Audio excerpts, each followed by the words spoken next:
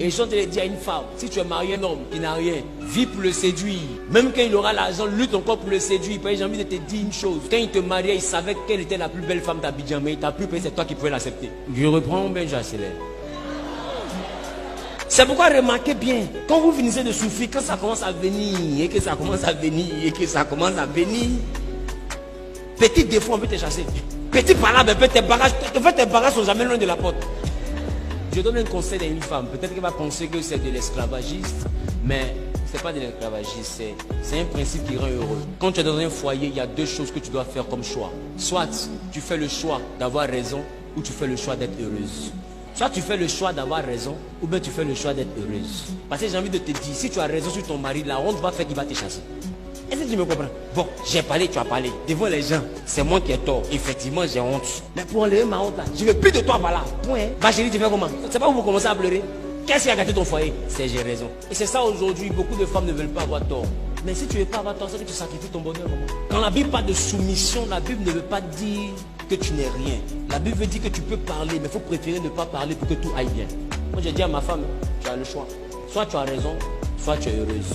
Soit tu as raison, soit tu es heureuse. Mais tu ne veux pas avoir les deux en même temps. Et chez moi à la maison ça marche bien. J'ai raison.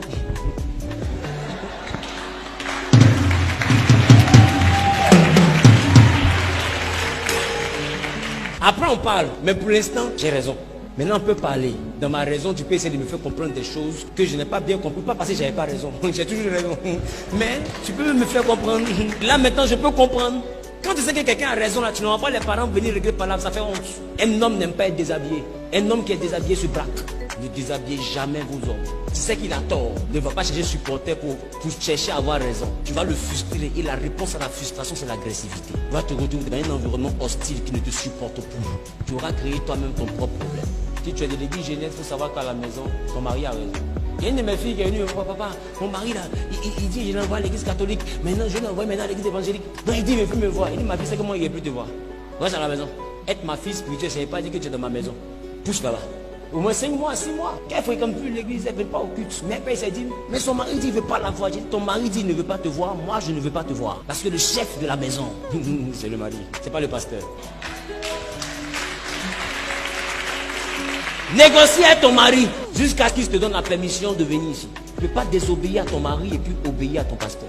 Je renverse le monde. Ton autorité, c'est ton mari. Le mari est le chef de la femme. C'est ce que la Bible dit. Il sait que beaucoup de mamans ne sont pas d'accord avec ça. Parce qu'elles aiment avoir raison. C'est pourquoi tu as ta 8e relation. Et continue à avoir raison, t'inquiète pas. Et de fois à cause des raisons, tu ne veux pas demander pardon. Continue. Tu sais qu'entre l'homme et la femme, c'est la femme qui vieillit. L'homme a 50 ans, il est sugar daddy. La femme a 50 ans, on l'appelle mamie. Est-ce que quelqu'un me comprend? L'homme est une entité recyclable. Mais pour recycler la femme là, toi-même, faut voir. Arrête de compter sur ta beauté. Arrête de compter sur ta beauté. Peut-être que quelqu'un dans sa saison de mariage, ou peut-être dans les 40 jours, là, Dieu veut envoyer la dot. Mais ton comportement, ton gros cœur a fait que quelqu'un s'est éloigné de toi. Dieu est en train de te parler pour que tu ailles demander pardon. Il t'aime, tu sais qu'il t'aime. Ce pourquoi tu es braqué là, c'est parce que tu es sur ta raison. Il faut qu'il reconnaisse que tu as raison. Maman, deux intelligents ne marchent pas ensemble. Parmi les deux là, un doit se faire bête. Mais il est bête de croire que celui qui se fait bête est bête. Parce que celui qui se fait bête est le plus intelligent. Parce qu'il arrive à se faire bête pour anticiper ton intelligence. Donc dans la maison là, c'est lui qui est le vrai intelligent. Parce que c'est avoir une intelligence extrême que de paraître ne pas être intelligent. Ton problème c'est que tu ne sais pas ce que tu es ta maison. Or celui qui ne sait pas, ne saura jamais. À un moment donné, il faut accepter qu'on t'envoie à savoir. Parce que la différence entre toi et ceux qui ont réussi, leur couple, leurs affaires et tout, c'est l'information. Aujourd'hui nous sommes dans une génération où Dieu parle beaucoup. Mais c'est là que les gens divorcent beaucoup. Autant de nos moments, Dieu parlait moins.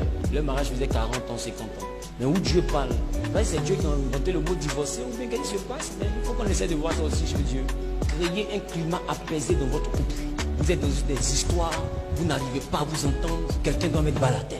Pas pour ta raison, mais pour la vision. La vision demande des sacrifices. Avoir raison aujourd'hui peut détruire tout ce que vous êtes en train de construire. Vous allez vous braquer, ne plus vous parler.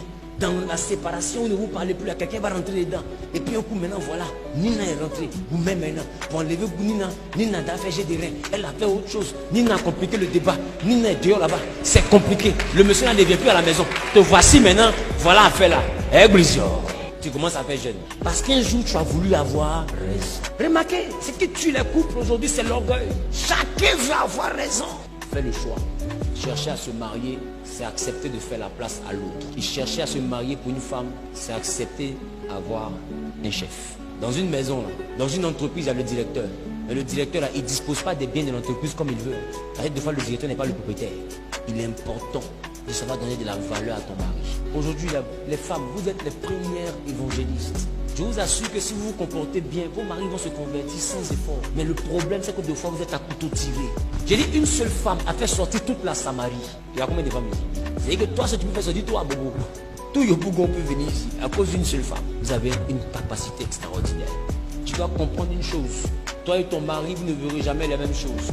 Lui, il est équipé pour avoir des projets. Toi, tu es équipé pour voir la réalité. Ne cherche pas à l'envoyer à voir la réalité. Et aussi, homme, ne cherche pas aussi à envoyer ta femme à avoir les projets. Parce que là où tu as dit à ta femme, dans 2 ans, on aura 3 terrains. Elle dit, mais en attendant, on n'a pas payé CIE.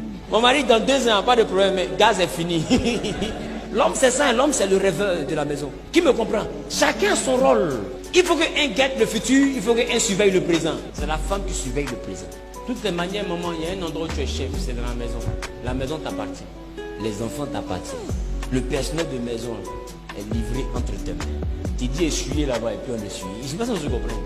Chauffer l'eau, on chauffe. Qui me comprend? Donc il y a un endroit où tu viens. La femme sage bâtit sa maison. Il n'y a que l'insensé qui la renverse de ses propres mains. C'est-à-dire que c'est ton comportement qui gâte ton foyer.